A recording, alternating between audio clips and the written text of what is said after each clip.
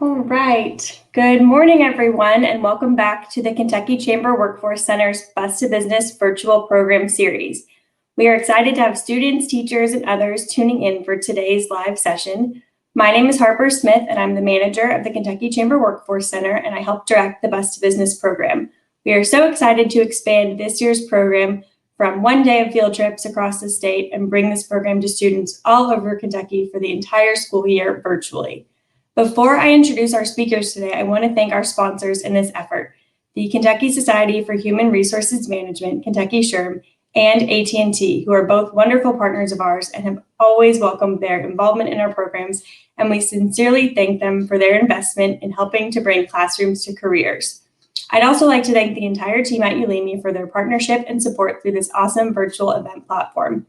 All of our resources and videos are housed on our website, kychamber.com/bus2business. And this webinar and all of our webinars are being recorded as well as live streamed to Facebook and YouTube and will be available to rewatch or share with interested students and businesses later on. Today, we'll be hearing from NuLease Medical Solutions in Louisville, Kentucky. We will be hearing from Shannon Kales and her team. Shannon is the founder and CEO of NuLease, and she also sits on the Kentucky Chamber's Workforce Recovery Task Force.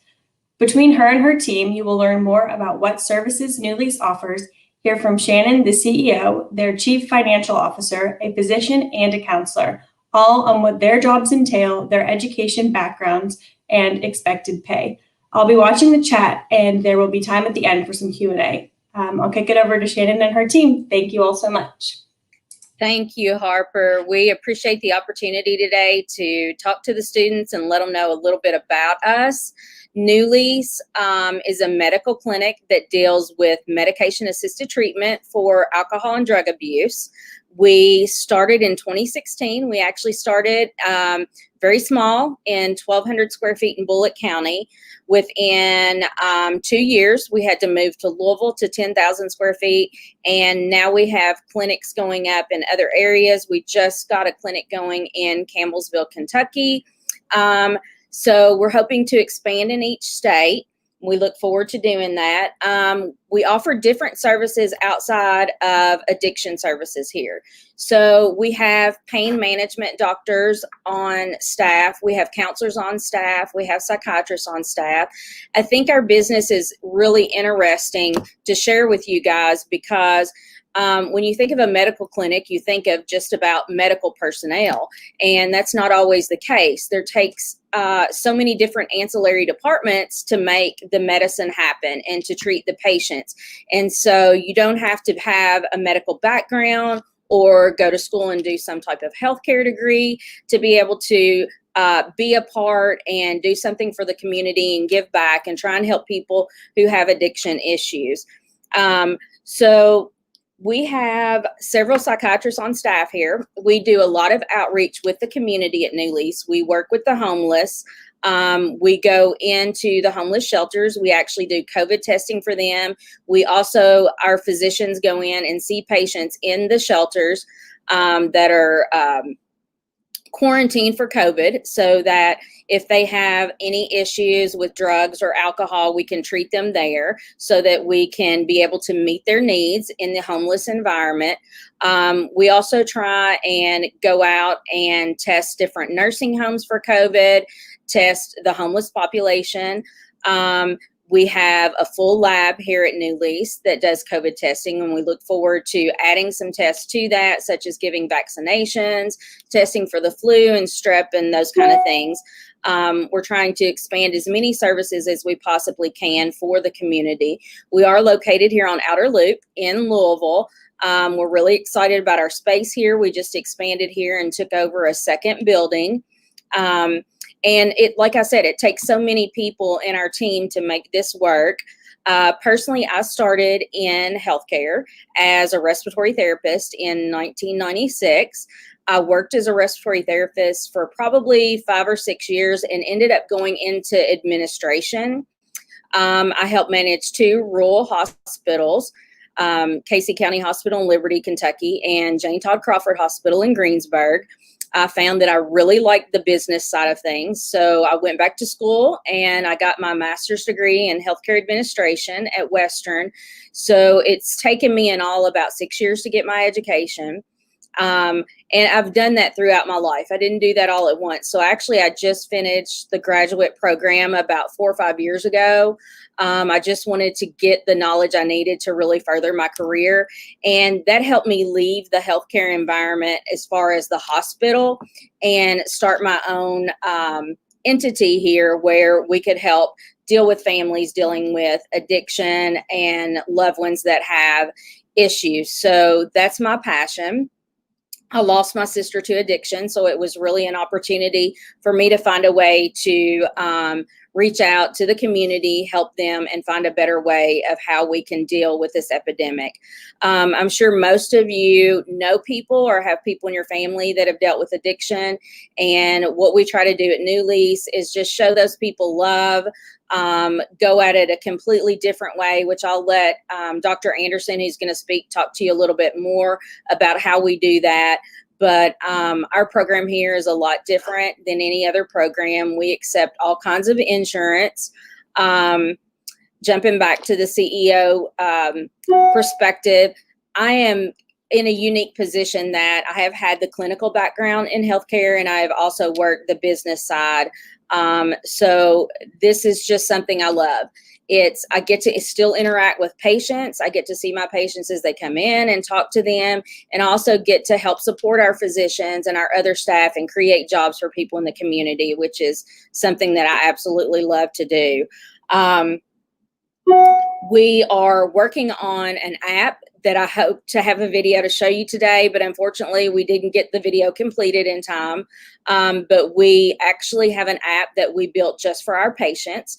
And so our patients will have 24/7 access to a counselor. So if you have loved ones that you've dealt with that have had addiction in the past, or suffering with addiction right now, then you may know the importance of having someone to reach out to at any time. And we found that our practice, the reason we are super successful here is to be able to provide those resources to our patients, so that anytime during the night or when we're not here, there's someone always there to answer the call. There's a counselor that they can always reach out and talk to. And that's what we do to try and set ourselves apart from others. Also, on our COVID testing lab, we try to get our results out quicker than anyone in Louisville. Right now, we get our results within 48 hours. A lot of times people will get those same day, and over half the time those go out within 24 hours. So it just kind of depends on our volume, but we work tirelessly to get those out as quick as possible. We have a very nice environment here for anyone who wants to do COVID testing. We don't just COVID test our patients. We COVID test the entire population. Anyone can walk in off the street. We have a nice office. Everybody is spaced apart properly, and it's a very comfortable environment to come and get COVID tested if for any reason you need to. We take your insurance.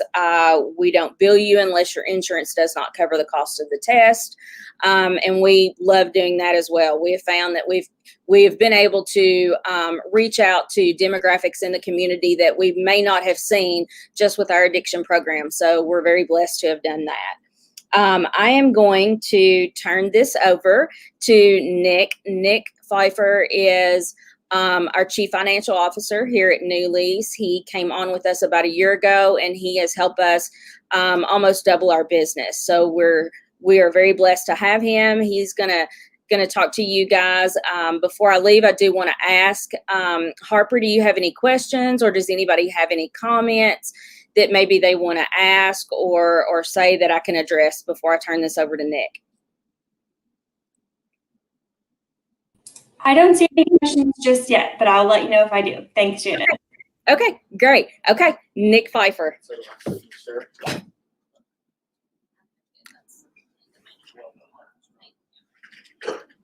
Hello. So I'm Nick Pfeiffer, and I'm the Chief Financial Officer at NuLease. And I was asked to discuss kind of my job duties. So as a Chief Financial Officer, The most important thing, I think, is financial planning. Whenever we make decisions to add a second location, add new service offerings, we want to make sure that the business is going to grow and the business is going to be profitable. Yeah, it's great that we do all these wonderful things for patients and help so many people, but the reality is, if the business doesn't make money, we can't do any of these things. So we have to employ people.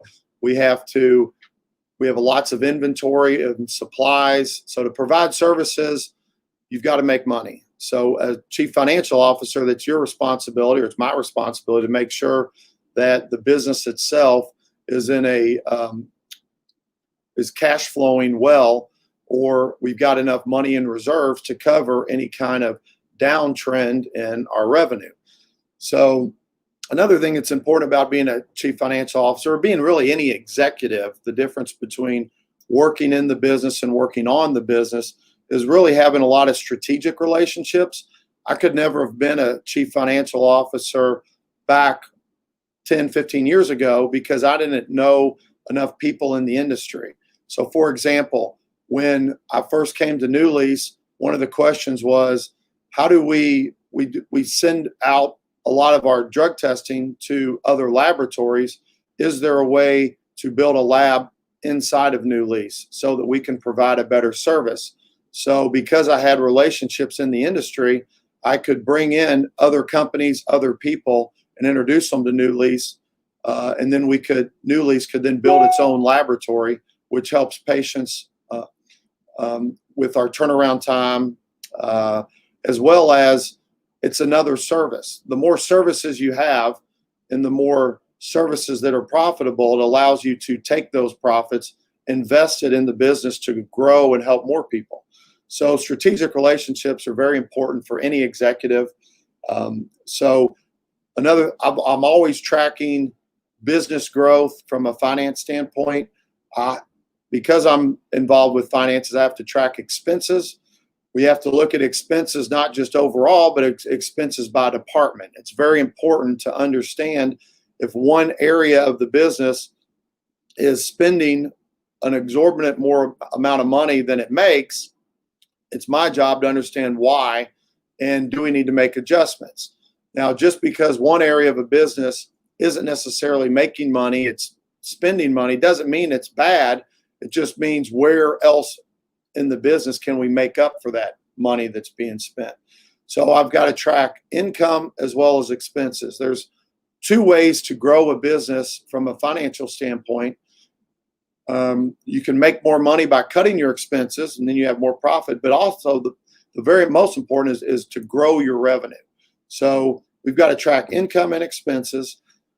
When we expand, we have to work with banks. The banking, everybody uses a bank for personal finance, but a lot of people, when they're in school, don't understand the purpose of a bank for a business. We have to borrow money. We take the money we borrow, we buy equipment, and then we provide that new service. So specifically COVID-19, we had a lab for urine drug testing.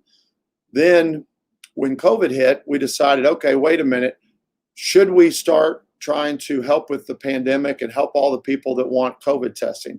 So I had to do a lot of forecasting, and we decided that we were going to invest about $500,000 to buy lab equipment, personnel, supplies. We've got to collect samples. We have to expand where we can collect those samples. So we had to do a build out of our facility to set up for this COVID testing. When you invest that kind of money, you don't make money right away. I knew, and I had to do the analysis, it was going to take us about 10 to 12 months to collect enough revenue on it to make up for that investment. So, and as we see the pandemic increase or more testing, we've prepared to be able to offer that service. So being a CFO is a lot about understanding spreadsheets and financial forecasting to figure out the growth of that new service. So when you're looking in school, which classes you should take if you're in high school or going into college, accounting and math really are your important classes to study, because you have to, one, know how to read financial statements. So there's 3 basic financial statements that every business needs. They have to have in order to get a good handle on, is your business doing well? So there's your income statement, your balance sheet, and your cash flow statement. So an income statement basically tells you, are you making or losing money by month, by quarter, or by year? Your balance sheet tells you how much money you owe, or how much cash on hand you have, how much inventory you have on hand, so you can get a gauge of whether you're going in the right or wrong direction. On if you're going more into debt, that's bad. If your bank account is growing, that's good. And your cash flow statement, from a monthly, quarterly, or annual statement or time period, is going to give you your indication on if you're spending more than you make. From a cash flow standpoint, that's typically bad. And if you've got more surplus at the end of each month or quarter or year than you spent, then that's good. And I'm just trying to keep it in simplistic terms. So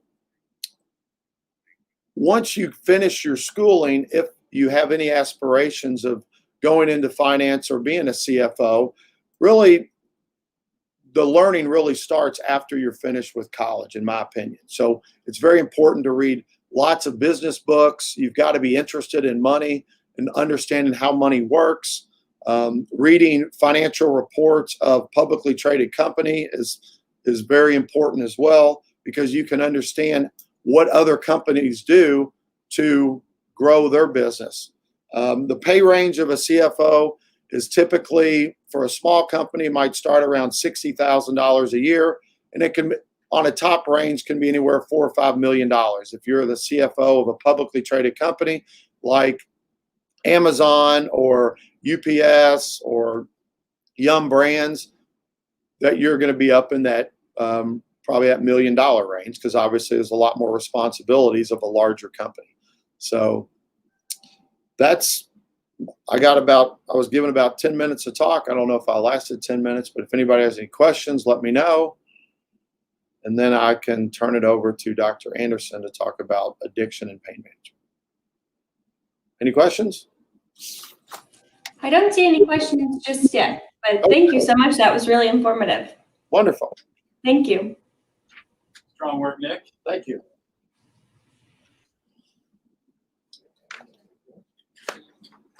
Well done. Hello. I'm David Anderson. I'm one of the physicians here with NuLease. They had planned to bring in one of the smarter and better looking doctors for you guys, but they were all busy, so you got me.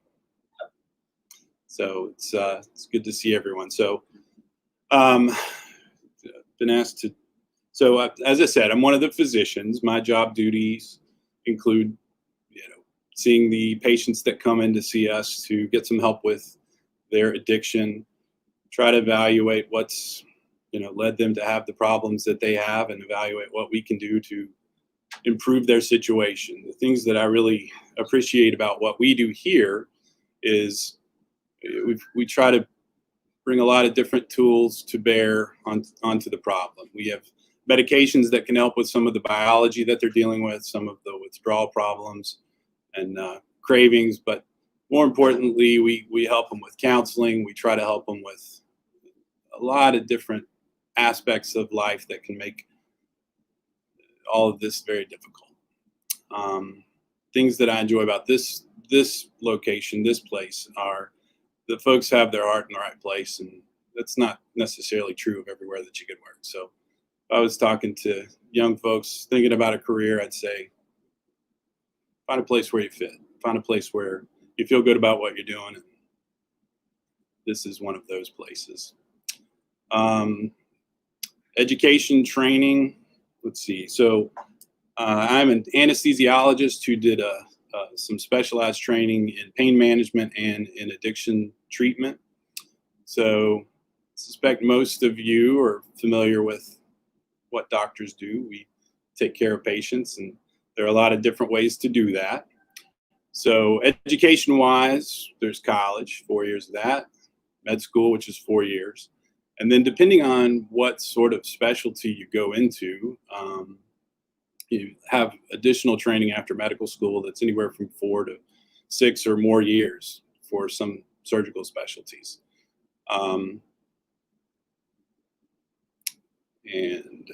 then expected pay depends on what you go into. There's a pretty broad range. With anesthesia, I think most folks around the country are making somewhere in the range of $350,000 a year. For pain management, $400, $450. With what we do in addiction management, probably looking at $250,000 to $300,000. So, what kinds of questions can I answer for folks? Hi, I have questions just get in the chat, but we will keep looking at that. But thank you very much. All right, thank you very much. I'm going to turn it over to Liz.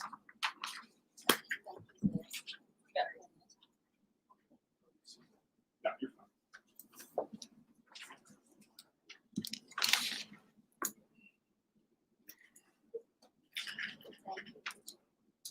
All right. Hello, I am Liz Walton, and I am a drug counselor here at NuLease.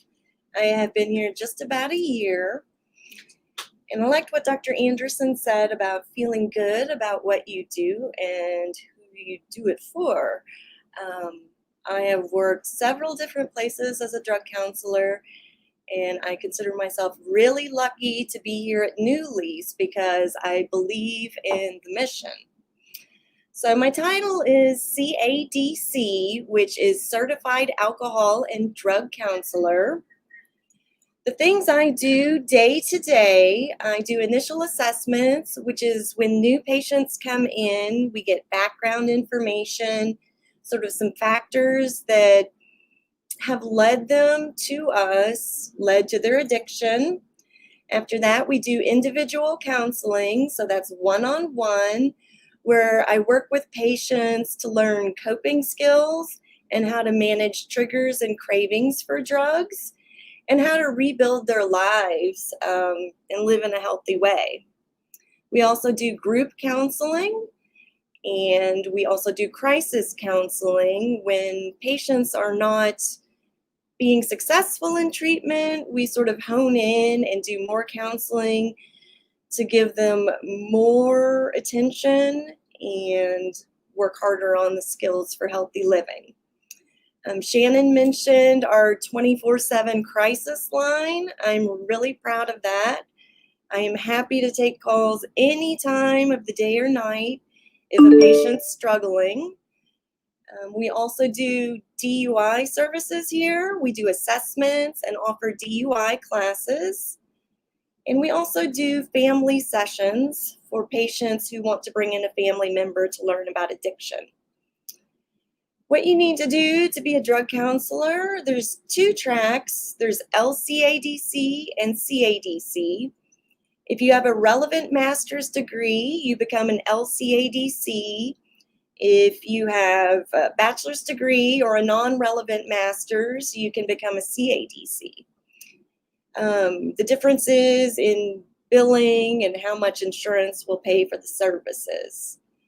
To get certified or licensed, you have to have your degree, then you have to have 2,000 hours of work experience in direct contact with patients. Then you do 300 hours of supervision under a licensed drug counselor.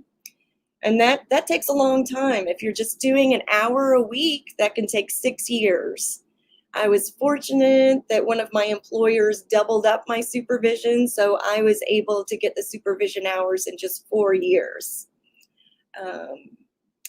We currently have a shortage of drug counselors because we have such an epidemic these days. Not as many people are in the field as need to be. So there's plenty of opportunity if it's something you're interested in. The average expected pay in Kentucky, the average is about $41,000. If you have 1 to 2 years of experience, you can expect about $38,000 a year. If you have 7 to 10 years of experience, you can work your way up to around 50,000. As far as growth, after you have years of experience, you become familiar with how clinics run, and you might find your way into administration or being a director. At other places I've worked, I've been a director, which means you sort of help the clinic run and find ways to improve our services for the patients. You might manage counselors, provide supervision for up-and-coming counselors, and help them learn how to develop their skills. Okay, all right. Any questions? I'll be here for you. Thank you so much. That was great. Hi. So thank you for this opportunity today. We have all enjoyed speaking to the youth and to these students and giving them an idea of what's out there. Like Liz shared with you guys, this is unfortunately a very prosperous business, and it's unfortunate in the sense that it's so prosperous because we do have an epidemic on our hands with addiction. But we have found a way to turn that around and help families and feel really good about it. So I encourage any of the students, anytime that you have questions, or even if you want to come into our office and just take a look around, maybe talk to one of our professionals. We are, all of us, I think, are very community driven. We're also very driven to get people into this field because we love it. We're passionate about it. So we want to be here for you. We're open to that. We've had students in here before. We've even had some students in here helping us do some research with the University of Louisville because we do have so much patient data on addiction. And we're always here. Harper, I don't know if there's a way that you can share our contact number and our address with them, but we would be happy for anyone who has anyone who has questions or just wants to come by.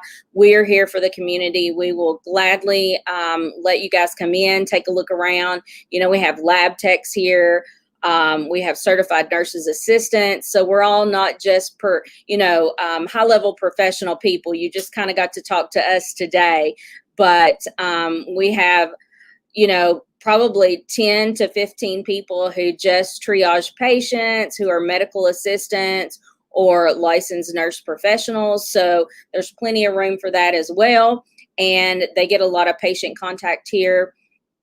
And it's very rewarding to them as opposed to working in the hospital, because you kind of develop a partnership with these patients. You get to where you know them, you know their families, you know their stories.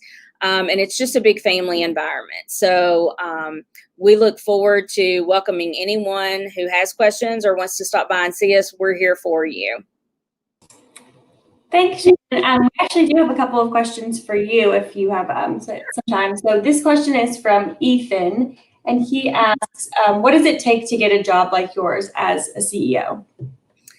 So, like I said before, I started in healthcare as a respiratory therapist, and I really enjoyed it, but I enjoyed managing people. I love people. I just have a way with trying to be a leader. I like to be a leader and help others, lift them up and educate them and help them be better in their jobs, basically, and find what we can do to assist them and help them to do that.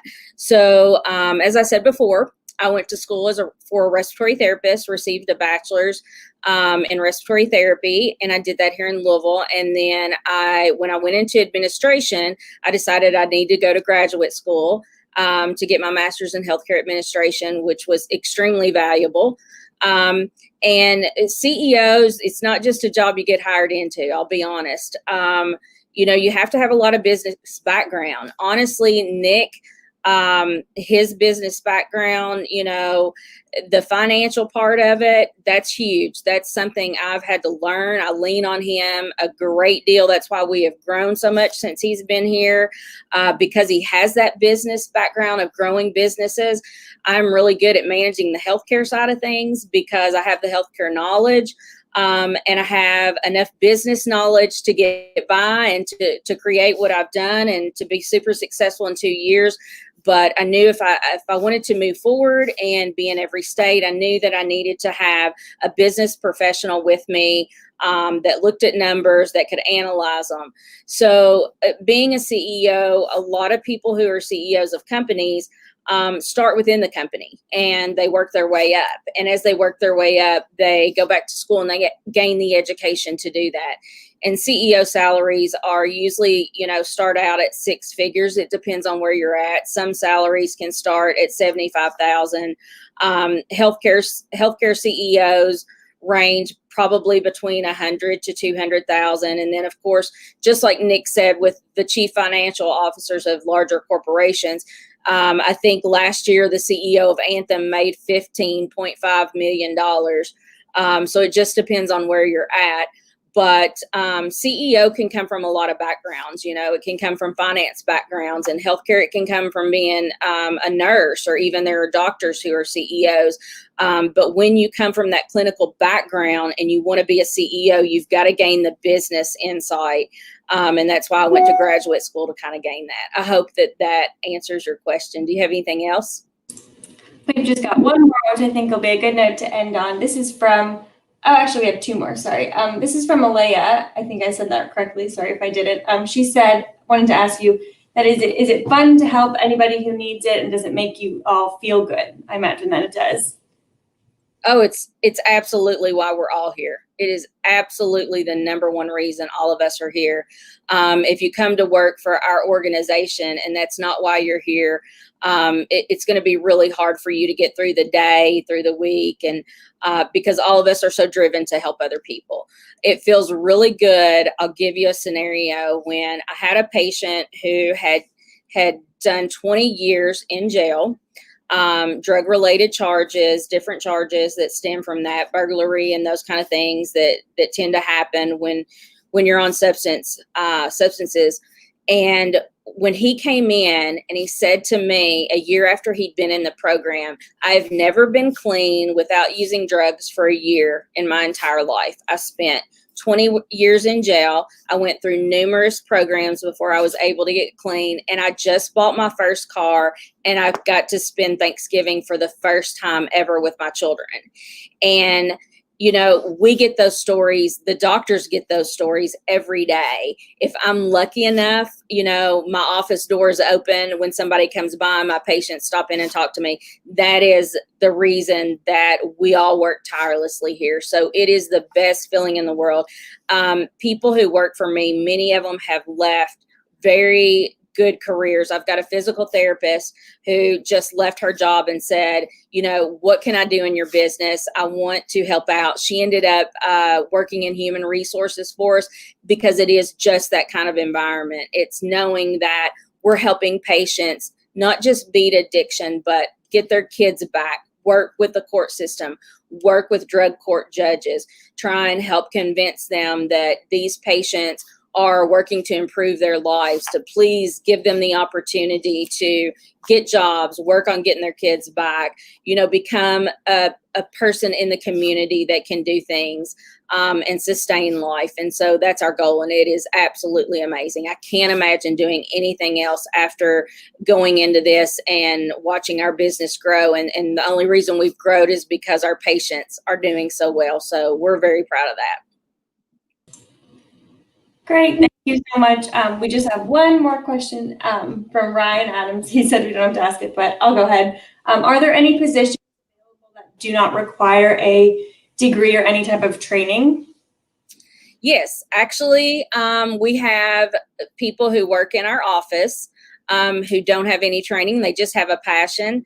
And they work in the front office. The only thing about this particular type of practice is that we do deal with patients who have addiction and substance use disorders. So we're very private about their information.